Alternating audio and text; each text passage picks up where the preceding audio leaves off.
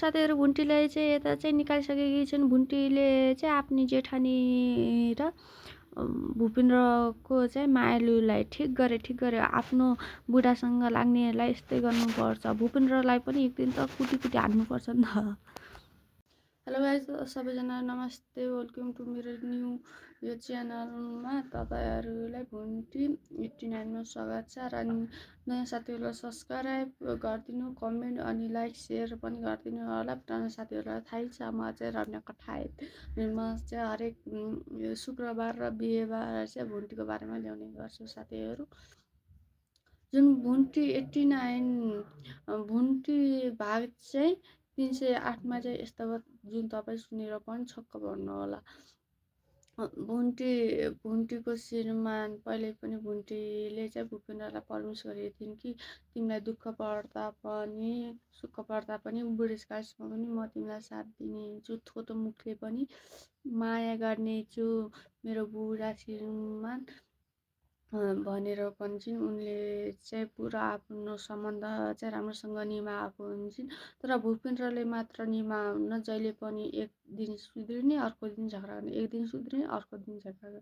अनि बाहिरको केटीहरू मन पर्यो भने भित्रकी जुई कहिले पनि माया गर्दैन नि त भनिन्छ नि त केटाहरू। त्यस्तै भयो।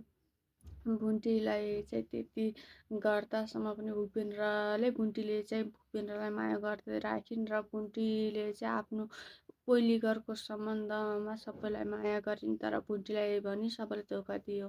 आखिर भुन्टीले मात्र दुःख पाउनु हो त। चाहिँ भूपेन्द्रलाई माया गर्ने जेरीमायाले चाहिँ भूपेन्द्रलाई अङ्गाल हालिसकेकी छिन्। यो सब देख्दा चाहिँ भुन्टीले चाहिँ नराम्रो मानेर चाहिँ भुन्टीको आँखामा आँसु आएको छ। र म बुढीलाई त माया गर्न सकिनँ, तँलाई के माया गर्ला र पछि भन्दै उनी भन्छन् जेरीमायालाई। र जेरीमायाले भन्छ कि त जस्तै लठ्याङ्ग्रीलाई माया नगरेर भूपेन्द्रले माया गर्दैन, तँलाई आफ्नो वरिपरि घुमेको देख्दा चाहिँ कस्तो लाग्दो होला, भूपेन्द्र त जिउँदै मरे जस्तो छ भन्छन्। उनी चाहिँ सधैँ न भुन्टीले मात्र दुःख पाउने किन, आखिर चाहिँ भूपेन्द्रले चाहिँ दुःखमा त दिइरहन्छ दुनियाँ केटीलाई घुमाएर।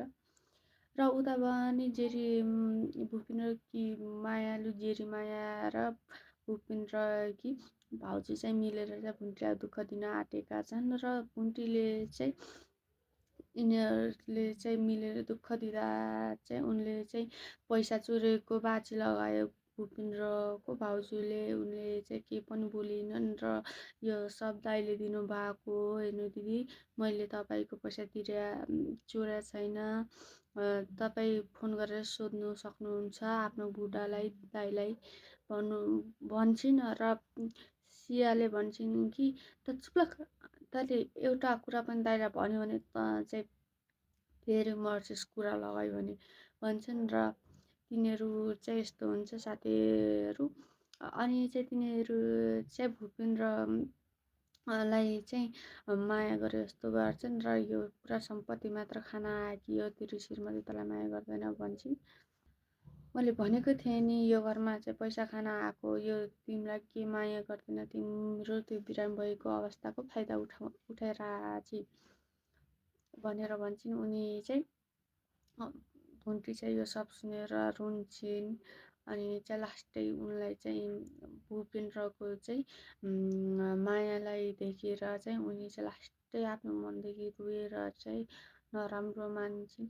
कुनै पनि श्रीमतीले आफ्नो बुढाको चाहिँ अर्को गर्लफ्रेन्ड वा अर्की केटीसँग लागेको चाहिँ कुनै पनि केटीले देख्नै सक्दैन। यो रियल लाइफमा पनि हो, सिरियलमा भए पनि यस्तै हुन्छ साथीहरू।